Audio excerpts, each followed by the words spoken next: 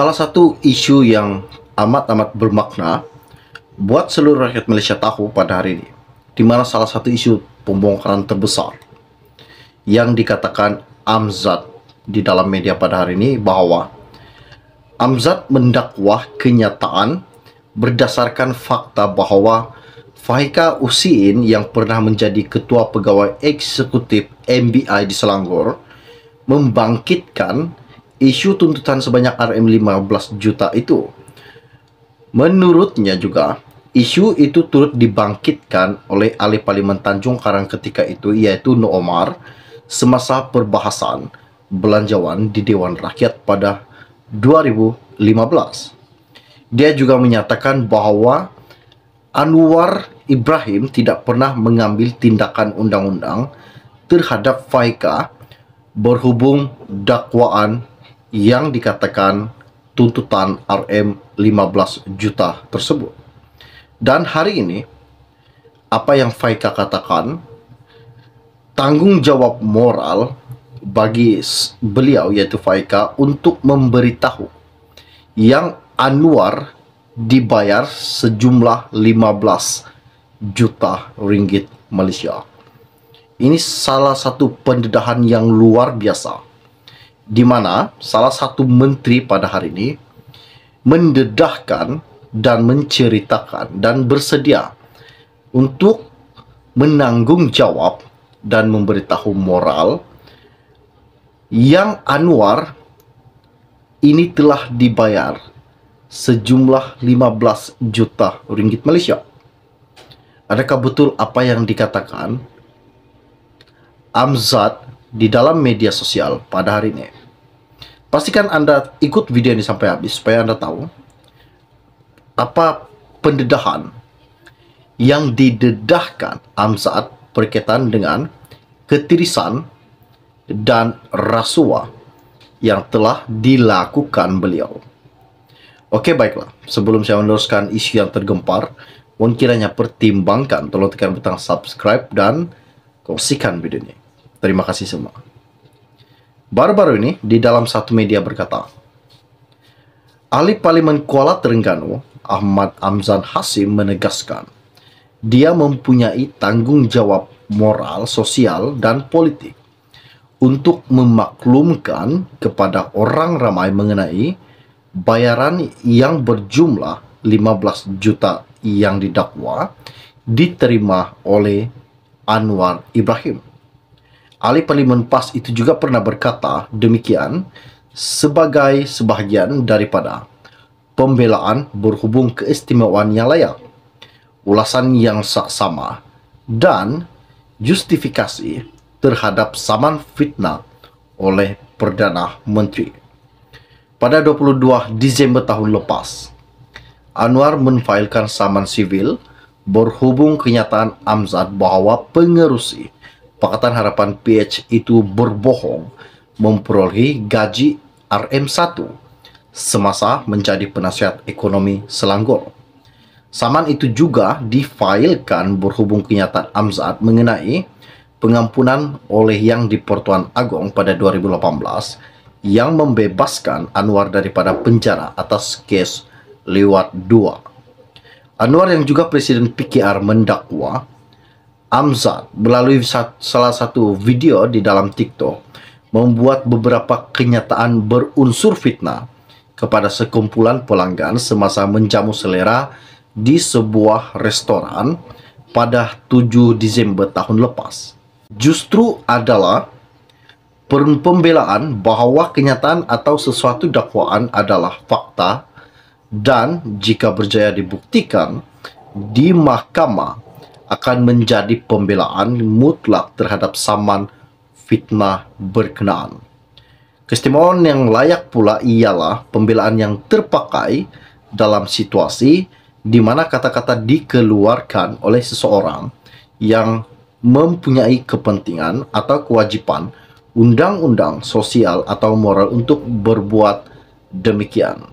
Katanya Amzat, ulasan yang saksama ialah apabila kenyataan yang disangkal itu dibuat sebagai ulasan yang saksama, bukannya sebagai kenyataan fakta berhubung isu kepentingan awam.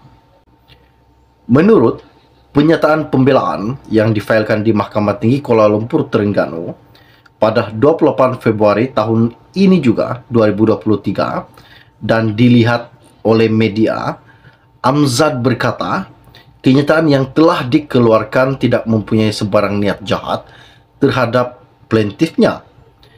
Defendant juga berkata ini kerana pengundi berhak menerima komen-komen bagi membuat pertimbangan terhadap isu-isu semasa, membabitkan tindakan yang diambil oleh pemimpin-pemimpin politik dan isu berkaitan pengurusan kewangan kerajaan. Turut didedahkan Amza dan dibangkitkan salah satu individu.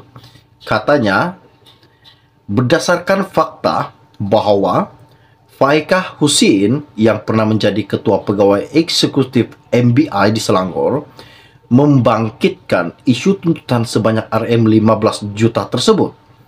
Menurutnya juga, isu itu turut dibangkitkan oleh ahli Parlimen Tanjung Karang, Nok Omar, semasa perbahasan belanjawan di Dewan Rakyat pada 2015.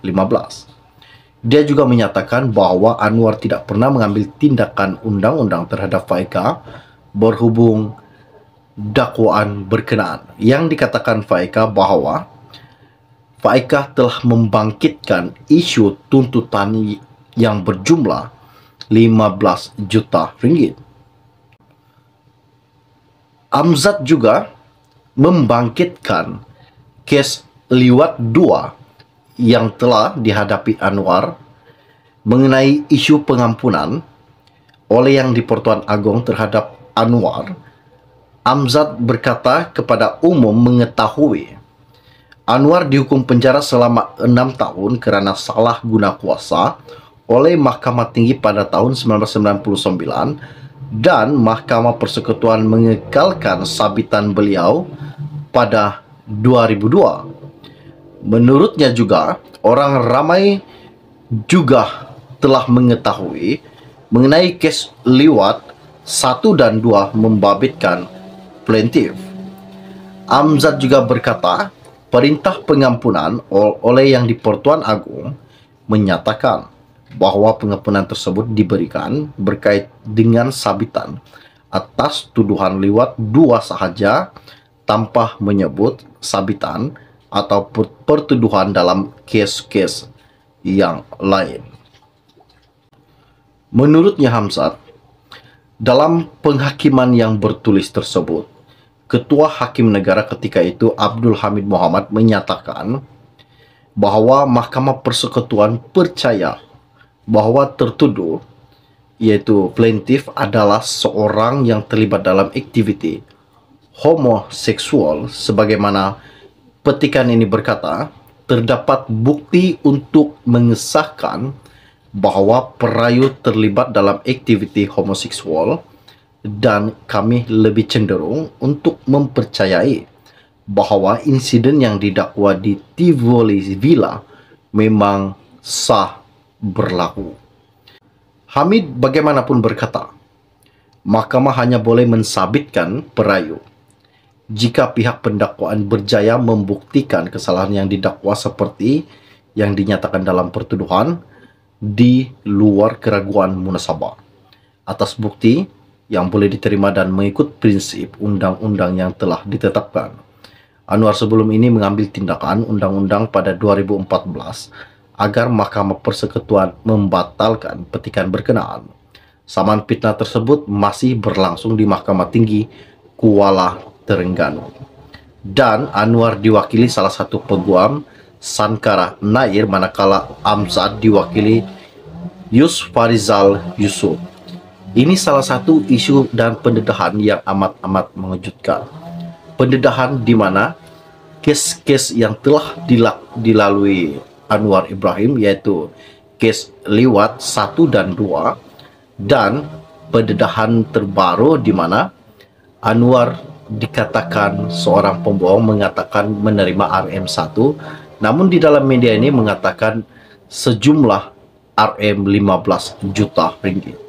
Ini sangat mengejutkan buat seluruh rakyat Malaysia.